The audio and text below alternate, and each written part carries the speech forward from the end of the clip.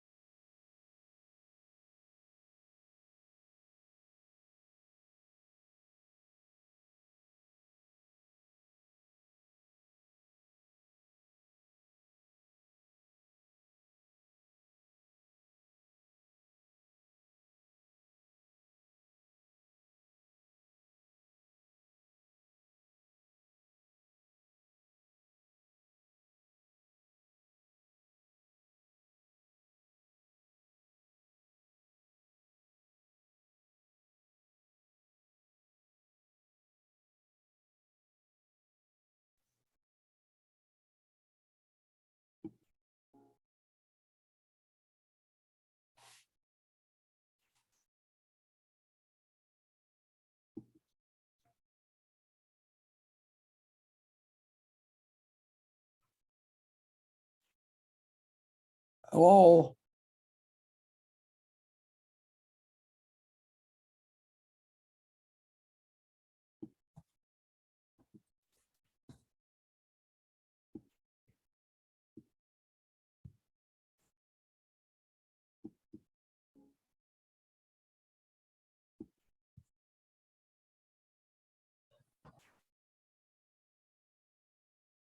Am I connected? You are, Larry. We can hear you. Okay. Shimmy's not going to be here today. And he asked me if I would chair the meeting today.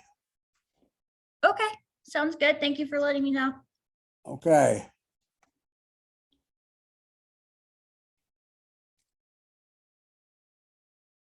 Do we know if Barsati is going to be attending or not? I do not know, but it looks like we have Mike and Rolf, so we do have a quorum. Okay, whenever you're ready, then we can start.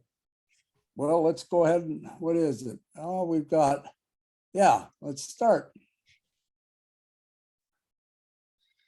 Hey, Hey, Rolf. Hey. Hey, Mike.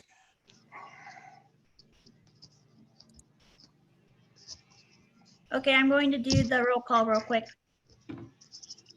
So obviously, Chairman Shlomo is out, Director Michael Graham, Here. Director Larry Fox, Here. Treasurer Rolf Jacobson, here. and Secretary Michael Bersati is absent.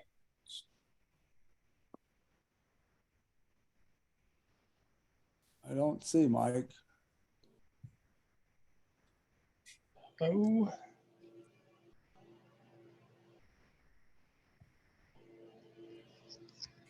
Okay, so if we could just get a motion and a second for the approval of agenda, please.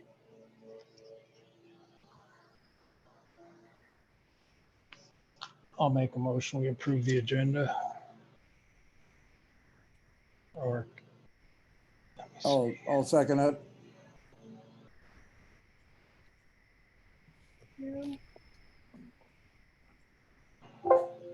Larry, ask who's in favor? Pardon me? Aye, aye, aye. Just a minute here, I gotta. It's okay. What's up? What's up?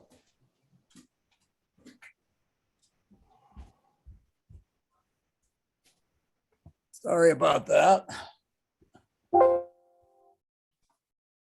Larry, please note that Natalie Johnson has joined us too. I'm sorry, what was that? Larry, it's Natalie. Yes. I've joined. Oh, okay. All right. Do we have Shimmy today? No, Shimmy's out of town. He had to be up in Breckenridge, and so he asked me if I would chair the meeting today. Oh, okay, great. Deal. Oh, so the first thing we have is reports. Mobility and parking lot. Is Kevin here? Actually, we need to go back real quick to the consent calendar, please. I thought we. Oh, okay. Minutes of May 17th meeting. Has everybody had a chance to read them?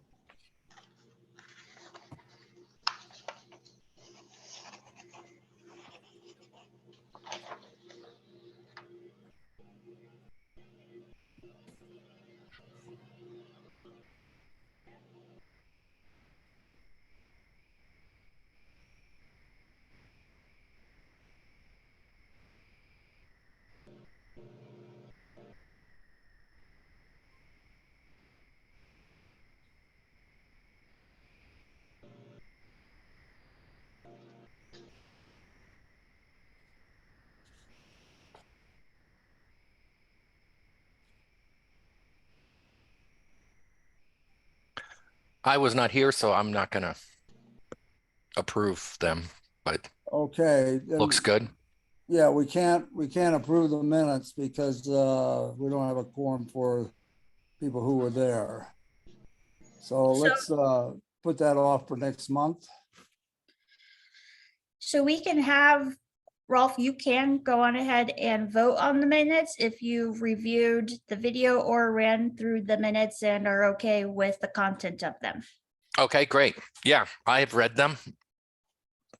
Okay, you wanna And make a I'm motion? just finishing reading them, so I think we could probably vote. Larry, did you get to read them?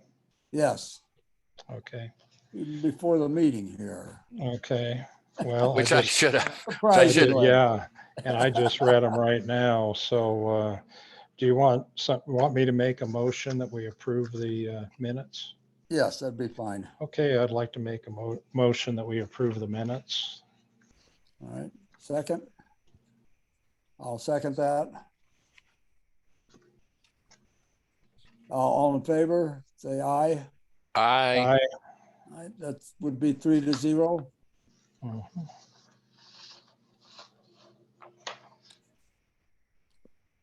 All right, moving on to item E, mobility and parking report. I don't see Kevin today.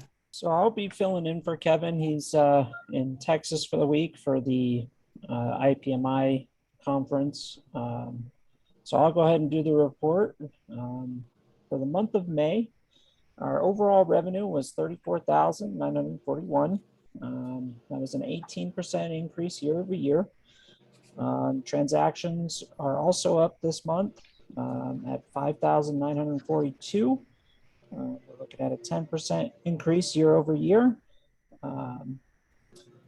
Permit sales totaled $620 for the month, which is a decrease of 3% year over year. Citations, there were a total of 35 citations between the Wichita and Smishny lots, which was a 69% increase year over year. And part of that is part of the LPR being back up and running. I think you'll see that there will be an increased citation revenue for both lots as the year progresses, just because we're able to get through those lots more efficiently and more often throughout the day using the LPR. And so any questions regarding those numbers today?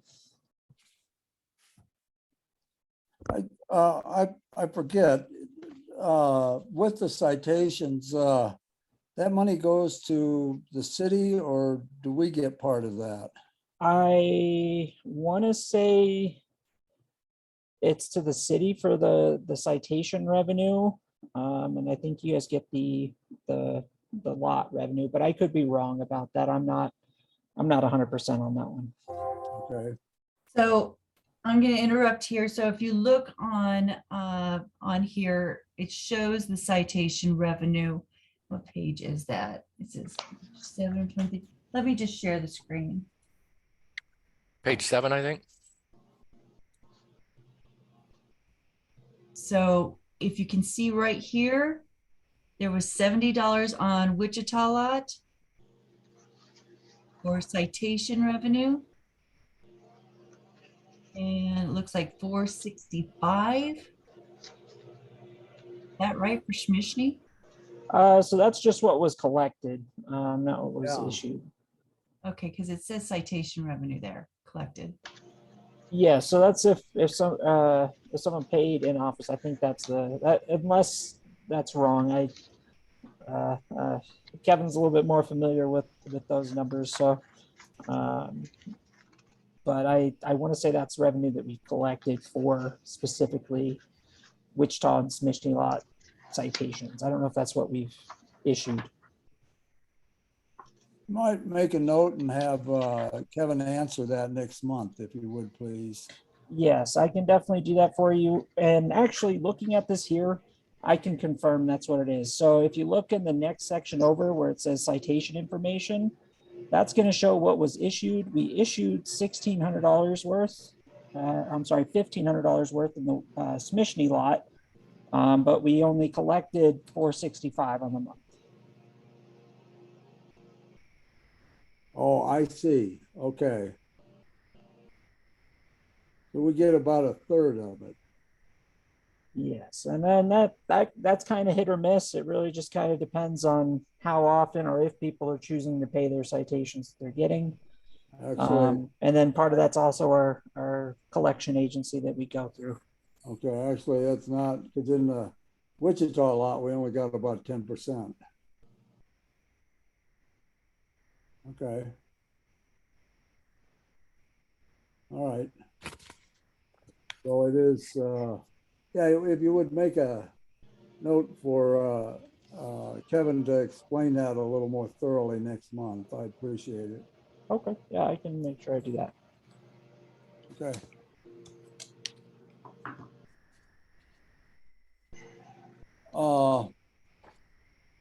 I did have one question. It doesn't, it isn't us. It's with regard to the city. I happened to notice that the Hiawatha lot, last year you collected 26,000, this year 66,000. That's an incredible increase. Can I ask why? So it's a combination of things. So more enforcement, LPRs helps with that as well, but also with our progressive rates, we have increased rates from last year. So that is resulting in a higher revenue coming out of that lot as well.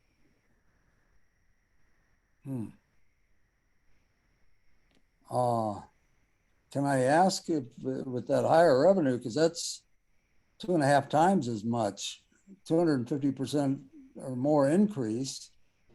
Can I ask if you've heard complaints about that?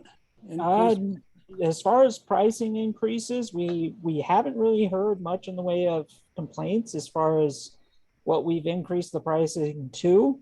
I do also want to note, I want to say last year around this time, I could be wrong about this as well. I want to say they were doing a lot of the demo work still. So that could have also had an impact on revenue numbers as well, but I'd have to double check on that. Okay. All right. Okay. Well, James, thank you. Yeah, no problem.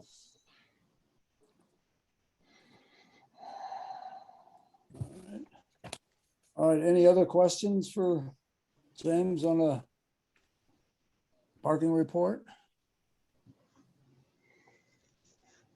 All right, let's move on to the finance report. We had multiple finance reports here. I presume that some of the dates were the same. I presume they were for previous months. So I understood that on the last meeting, I had something come up and I could not come, that the decision was made to go over both April and May. So I'm going to let you guys look at yours and just let me know if you have questions on any of it. Okay, I'm looking at May right now.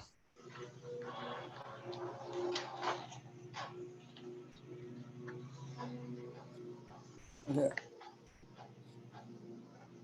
I was a little confused actually about this because there were two of them that were dated June 12th. Yes, so one of them is for May only, and that is this one that I've got here, and then one is through May, so it's January through May. Okay. So one is so you can do a month-to-month comparison, and one is so that you can do a through the year Okay. comparison. That, okay. I apologize. I didn't read the top line. Well, Or it says May who only. wants to read, Larry? Nobody. Okay. So our salaries were 3,640. No, yeah, 3,653 for the month. For the month of May, yes. Great. Same as last year, virtually. Pretty darn close. Okay. And then did we have any other big bills we paid? I can't see any, so that's We don't. So it. I don't know if you guys have thought about spending some money. We just had a meeting talking about promoting bikes, and they have some bike lockers where you can lock up a bike inside an entire locker. And it's kind of a new thing, and it protects, these electric bikes, which are not really supposed to be rained on. They're a bit expensive. Are you guys interested in thinking about that? What was it about an electric bike is not supposed to be leaned on? No, rained. Rained on. Well, that defeats the purpose. I I've, ride I've, those. I ride those bikes in the rain. I better be I've, more I've, careful. I've Okay, you can owned, have some light rain, but you're not supposed to leave them out in the rain. How does that sound? Okay, okay. They leave them, they leave them, Resistant, not waterproof. they leave them out at the government rental stations all the time. Yeah, but And I've owned 4 Recommended. e-bikes. But I don't think I'd be interested in it. I mean, if somebody else is excited, but we've got all these bike racks all over town, and I seldom see a bike locked to one. Okay, I said that I would bring it up, so that's. No, thanks for bringing it up. But Well, what's everybody else think?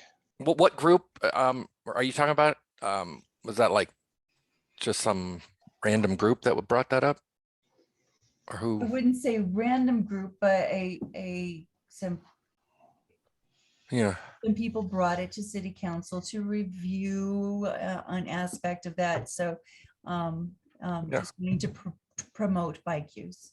Yeah, well, we don't mind if, yeah, if information I would definitely be interested in. Well, let's just say for 8 bikes, it's about $30,000 for the lockers. Oh, that's a lot of money. So What was the city's attitude about it when it was brought up? they are going to have another work session. Yeah, I'd love to see what they're going to do in Hiawatha. Maybe we would do the same, but not yet. I've owned 4 electric bikes, and I found them all to be weather resistant. But They, they're pretty pricey, and I can see maybe somebody would like to use the lockers. I haven't seen them anywhere else. Maybe it's a thing now. I think that's why the price of the bike too. Some of these bikes are more expensive than cars. I swear. I know someone who just bought a bike that's more expensive than his car. And it's not even an electric bike. Yeah. It's a Yeah, I was gonna say some of the regular pedal bikes are more expensive than a really nice e-bike. Well, we have the land to do that. That doesn't take parking away. So we would be a good location for it if somebody Okay. wanted to pay for it. It's really isn't on the agenda, so if you want, we can bring some photographs and show you the pricing and whatnot, so, and put it on the agenda for the next meeting. I'm open for that. Absolutely. Okay. And I would like to, be kept up to date on what the city's posture is on it. Absolutely. Okay. Are we done with the financials? Does Did anybody we else have already- any questions? Did we already do June? We are still in June. Okay, I thought we were doing May. This is. Yeah. Okay, so now we're in June. No. Oh, wait, excuse me, I'm sorry. We had If we you want had me to 2 move, if you want me to move down to April, I can, as far as showing it on the screen. You guys have the agenda with all of the reports, so I was Okay. leaving it up to you to look at the reports this time around. Sorry. Yeah, I don't need to look at it. I thought we still had one to go through. Sorry.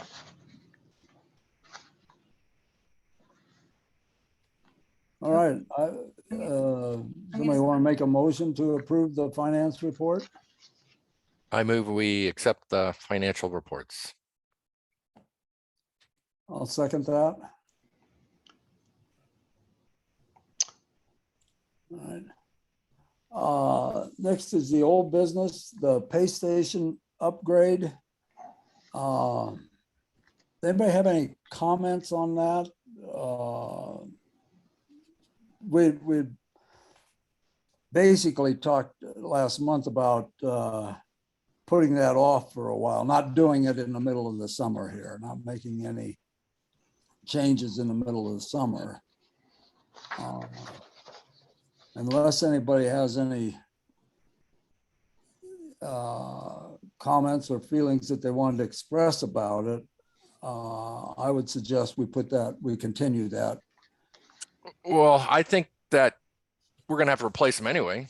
but we'll just get in the line because they're only replacing how many? They're not all being replaced right now, are they? We are replacing, we're scheduled to replace 5 every year. Okay, yeah. But we have 3. And they're On our approximately lots. 30,000 apiece. Well, and I don't, people are paying different ways now, with scanning a UPC code and just paying with their phones. So I don't know if we're really going to need 2 of them at Wichita. So if we did upgrade, we go down to 1. Well, it's a possibility because if 10 people can scan a UPS code each or UPC code each and pay all at the same time, and the other people are standing in line to pay at the kiosk, I think the UPC codes are going to become more popular. Or just like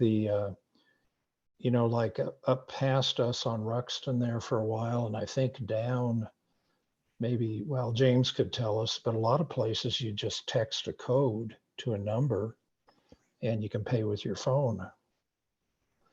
And that's a whole separate way. So James, can you kind of tell us what you see going on? Yeah, so we're definitely seeing an increase in use for the text to pay. So our numbers for that are definitely much higher than they have been in the previous year when we implemented it. So we are seeing a greater use case for that. And it is something that we've actually implemented in the Wichita lot already. I don't have the numbers prepared here, but I can definitely make note of that and see if Kevin can provide that at the next meeting if that's something you're interested in. Well, I'd kind of like to see how that's progressing because it seems like all this different ways of paying electronically are changing pretty quickly. Okay, yeah, I'll get with Kevin and just see if he can't put something together for you guys for the next meeting so you can kind of see how it's doing in your lot. Okay, thanks, James. So Rolf and Larry, what do you guys think? Well, Well, I agree. yeah, Go ahead, Rolf. I agree too. And eventually we will have to change them to be consistent with the rest of the city. That's what I like, to be consistent, same machines, same everywhere. But we don't have to do that immediately if they're not all going to be replaced now anyway. So it gives us time to wait and see, about the online payments, if we can get by with 1 or not. So I like that plan. Okay. I feel the same way. We have 2 of them in the Wichita lot, and if we could get by with 1, that would save us $30,000.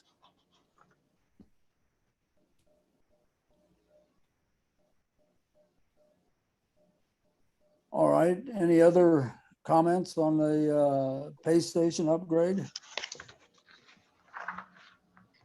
All right, let's move on to G. Iron Spring Chateau parking rate increase. I'm not sure what that is about. Can somebody enlighten me about that? Yeah, so Roy was going to be presenting that. It's pretty brief. There's not a whole lot to it except for, and it's going to be a big help for us. So as I'm sure you all know, the previous owner of the Iron Spring Chateau, Brian, sold his portion to minority owner of the property. So they have now taken full control over it. And they are open to working with us as far as following our pricing model. And it seems like they are looking at increasing pricing, which is in line with what we've been doing up in the area as well. So it's definitely an opportunity that we have to get more collaboration with the Iron Spring Chateau than we've had in previous years. And that's kind of where we're at with it right now. So it is an opportunity to further progress what we've been trying to do with our rate structure. Okay, Did they want to turn over their parking management to the city like we do? That I don't believe has been a discussion yet, but there has been dialogue between the Iron Spring Chateau and the city as far as what they want to do with the parking and more or less trying to get information from us as far as how we go about managing our parking and more or less getting on board with kind of how we are currently approaching the parking situation. So it's an opportunity that's been opened up with that sale. Where it's going to go, that's still early in discussions. I know Roy was going to attend to talk about it, but that's kind of what I've been briefed on is that there was the sale of that property. It's still going to be used for parking, and that there is an opportunity for more collaboration. That's great. I sure would like to know more about that. It is very important parking for the city. So maybe next month, Roy, if he could update us on that. Yeah. I would like to have that on the agenda from him. Okay, I'll let him know that you guys would like to know more about it going forward, and I'm sure he'll be able to provide a more of an update for the next meeting. okay. Thanks, James. Yeah.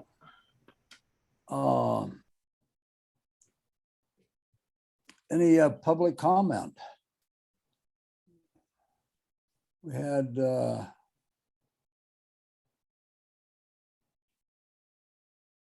Would you like me to talk about city stuff?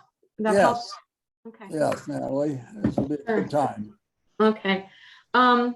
Yeah, so Nicole had mentioned the bike lockers. We spent quite a bit of time yesterday talking about a rebate program for e-bikes for Manitou residents yesterday. And I think there's still some things to work out, but you know, if I were a betting person, I'm guessing that we'll probably approve some sort of a program this year for that. And then additionally, there's a new executive director for Pike Ride, and we'll be meeting them at our council meeting on July 11th. And so we'll kind of see what that looks like in terms of increasing mobility opportunities. I do think with the bike locker piece, it'd be interesting. I'm always curious as to like what grants are out there. I know the state's coming out with also an e-bike rebate program, but there may be some other grant opportunities there. So it'd be kind of interesting to see where that lands. Plan Manitou, we got some funding. We got a grant, I believe, through DOLA to update Plan Manitou. So I think as many of you know, Plan Manitou says whatever you want to find in it. It's very, I don't know, general.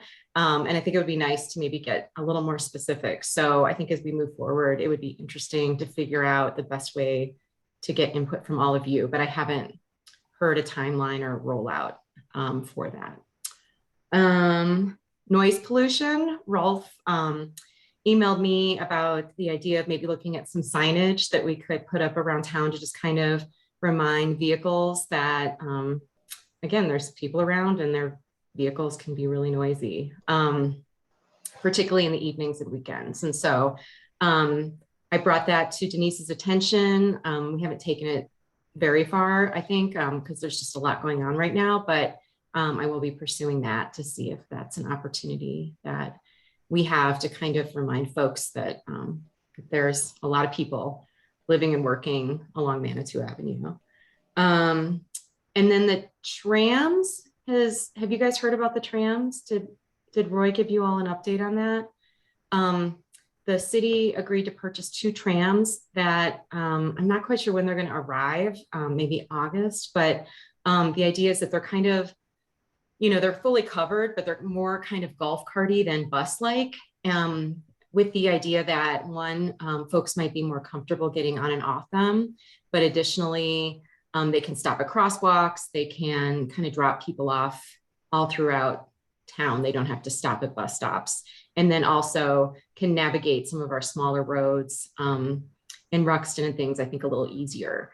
And I actually don't believe that you need whatever that commercial driving license. So, so there's, I think, some interesting job opportunities that will come forward for folks that want to chat with people and drive people around. I think it'll be kind of interesting. So that's kind of what I had on my list. I don't know if you all have any questions for me. The tram, what is that? A smaller vehicle? Right. It's almost like a large golf cart. I think I'm trying to think of how many people it fits. I don't know if anyone, James, do you know, is it 12 people, maybe 16? I want to say the 12 sounds about right, but I'd have to double check on that one. Yeah, but yeah, it's definitely it's smaller. And but I believe we did get permission to even drive it to Safeway. So the route might include Safeway, but I think for you all, the impact might be that people can like stay parked in these lots a little longer because they can kind of navigate the rest of town easier. So I think that would be kind of interesting to see how people utilize them. But I always think of things in terms of my dad. I think my dad would get on one of these trams, but my dad would never get on a bus. And so just kind of that idea of like who is interested in using transportation when it is convenient and understandable, and you're aware it's not going to get on a major highway and take you to another city without you knowing what's going on. So Actually, I think it's a really good idea.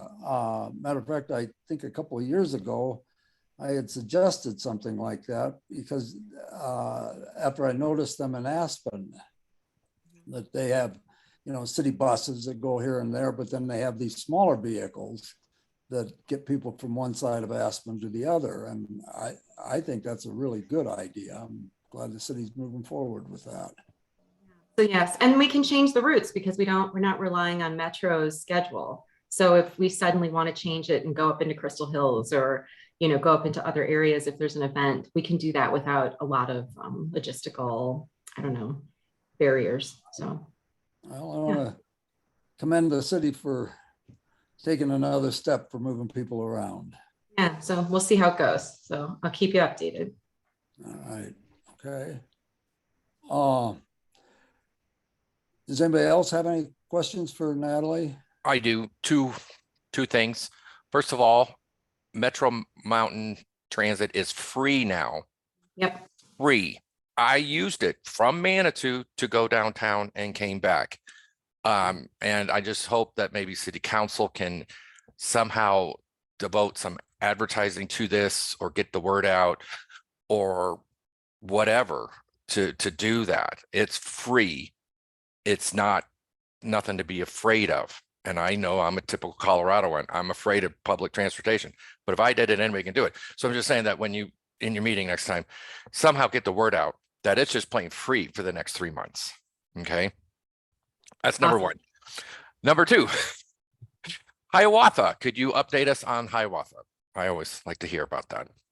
I don't know. I'm trying to think when was the last time. It's been a minute since we've had an update, I believe. I'm trying to think what I can share with you all. I don't think I have a new update really. I'm going to jump in and say really the concentration right now is for the library, and the Hiawatha's pretty much been put on hold for the time being. Looks like that. Okay. Thank you. Yeah, and I like the promotion of the route, the bus line, particularly Route 3, because you're right, that's a pretty straightforward, simple route. Just get on it, go downtown, get off, get back on it, takes you right back. So, yeah. I have we've never really brought up about the signage for how many spaces are in a lot. That looks really cool to me. I was in town the other day. I don't live in Manitou anymore, but I was in town the other day and it looked like a really cool thing. I haven't had anybody talk about how well it's working. Is it working well? James' question, yeah. The logic signs, they've been really helpful for us as far as giving us real-time data Because we have a couple ways of preparing occupancy data. We use smarking as well. That does a really good job for a lot of our shorter term parking, our hourly parking meters. It does a really good job for lots that have an all day option, such as the bar lot or even the metro lots. It doesn't do particularly well just because it has a hard time accounting for it. So the real-time data that we get with from the parking lots and parking logics helps us out a lot as far as making determinations as far as rate changes that we're going to make in our lots. But it also allows us to be able to present that data in real time to our customers so that they have an idea of where there's parking open. And as far as reliability, we've worked a lot on that to keep those as accurate as possible. And we've got them down pretty well throughout the course of the day. Most of the time, the lots, they really only are off by 2 or 3 cars at the most. Usually the only time we see any major issues where it's really far off is if there's a connectivity issue, or if we have an issue with the sensor. But we've ironed out a lot of the issues that we were having early on, and they've been working pretty well for us. Okay. On the lots, is there a sensor in each parking space? So it's not a sensor in each parking space. For this particular solution, you'll see that there's little bumps in the entrances and exits of the lots. When vehicles drive over, it basically picks up those vehicles and it's able to tell if they're entering the lot or if they're exiting. Each sensor has the ability to read vehicles going in and out. So even if someone drives over the sensor that's in the entry lane, it'll still catch them as exiting if they're leaving through the wrong lane. So it's the little bump outs. If you're driving through town again, just keep an eye out for those. They stick out pretty well. And then we usually have delineators to more or less guide people to drive over those bumps so they don't miss them. Oh, okay. Okay, well, thank you. I Yeah, was no problem. curious about that, and it looked like a really cool thing to me, but not being in Manitou very often, I wasn't sure how it all worked. Yeah, so far it's working out pretty well for us. All right. Okay, if there's no further public comment, then I will move that we adjourn the meeting. I'll second that. Okay, See you guys. see you Thanks, all next everybody. month. All right.